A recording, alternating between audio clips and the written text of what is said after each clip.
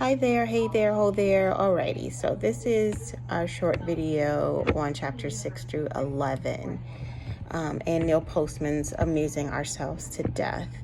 I guess I would have to say, the first question that is posed to us is, to what degree do you share with Postman's convictions regarding the use of television in the realms of religion, politics, and education? I have to totally agree with Postman's thoughts. I am one of those people that have been guilty when it comes to politics and falling for the way it's packaged in the short-term commercials. I know Postman talks about, how when I reached 40, that we've seen probably 1 million commercials, and then on my second half of my life I'm going to see 1 million more. And most of the time that's where we take our political stance ignorantly from those 40 seconds of information that's given to us concerning the opposite politicians that are running. Postman, I will agree that some things have been packaged perfectly. The person has been packaged perfectly and put out before us as just entertainment.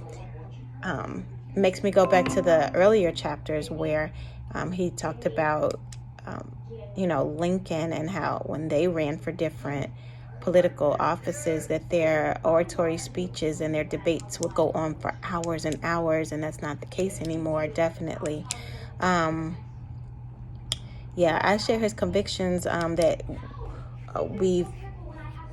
we've dumbed ourselves down, even in religion. Now it's gotten to the point where the stages are set. It's no longer, I've even been to a church service where the entertainment was so grandioso that we never really got into the intent and the presence of God and the Holy Spirit, because the dancers are dancing, the lights are lit, the stage is moving with tons of people, from the musicians, the dancers, that the senses are so stimulated visually that it's really hard to tap into what the actual purpose is in the service, and that's to worship God. He talks about it even in the education system, where I think Postman would really,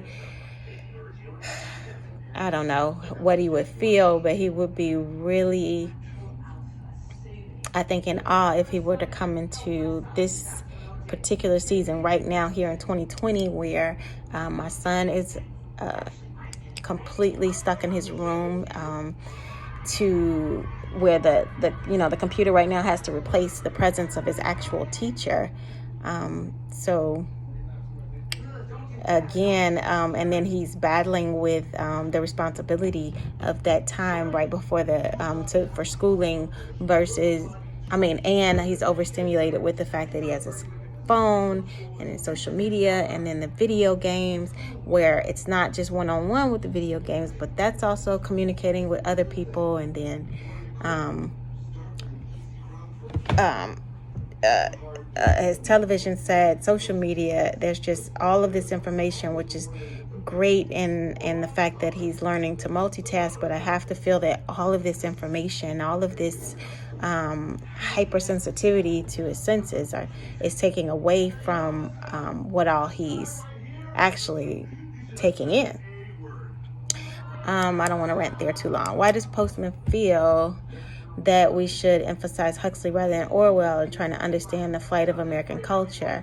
Because Orwell, I think, basically had a mindset that things would be taken away, and Huxley had an idea that things would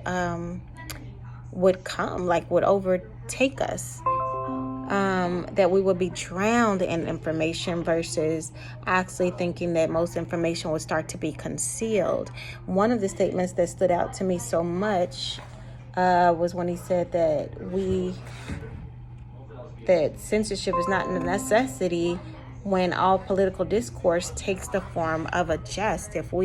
There's no sense of taking anything away or censoring anything, like Orwell thought would happen if everything is packaged in a way where we're being entertained on every hand, that there's not that we're just, like Huxley saying, there's too much information. We're drowning in irrelevance.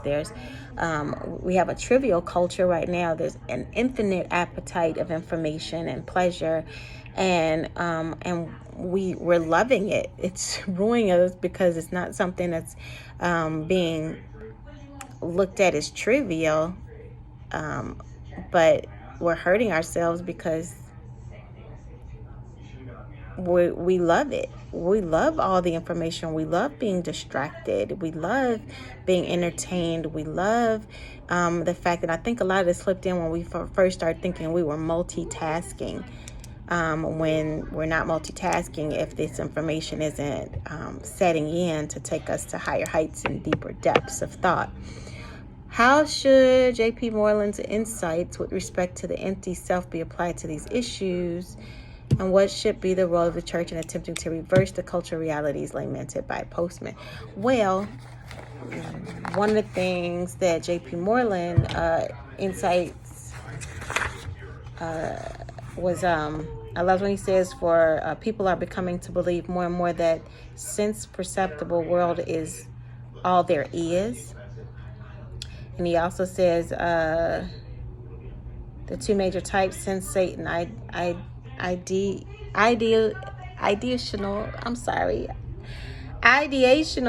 or I can't pronounce the word right now. Anyway, when he tries to break up the fact that there's a secular, that there's a sensate culture, and then there's this culture that comes out of ideational cultures. So, get away from that. So the way he breaks down those two is we have those thinkers, and then we have those who are completely just sensational. We love our senses being, and it's crazy because the Bible talks about that. The Bible talks about where there would be a time where the people would love to just have their senses tickled, or their ears tickled with what we want to hear. What we want to see has become even more. And this may be a little off topic, but I kind of feel like that's why there was no pictures left behind of Jesus, and there's not a lot to go into what he looked like, because again, the fact that we have to just read the word, and it was not one of those things that were pictures that were passed out through time. I think the medium of reading alone keeps the integrity of the message. Yeah.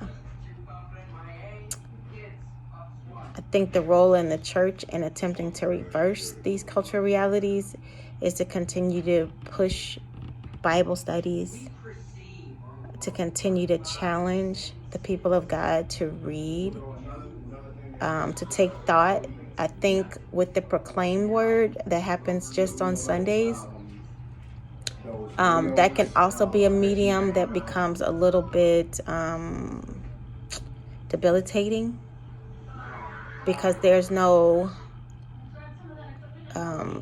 dialect there. There's no ability to pull from the listeners to find out what they're hearing, what they're learning, what questions are being pulled from what they're hearing. I think when we have small groups, as pastors, as leaders, small groups tend to help with that, where you can pull on the intellect of the listener, get to find out what they're hearing, what they're questioning, what's actually setting in, and what other dialect can stem from those thoughts that they're having that maybe the rest of the group, even the leader, hadn't considered. So we have to push for those schools of thought to happen in our churches. All right. I'm totally enjoying this. Maybe I've articulated correctly, but I am loving just the thought here that Postman and both J.P. Moreland has issued us. Thanks.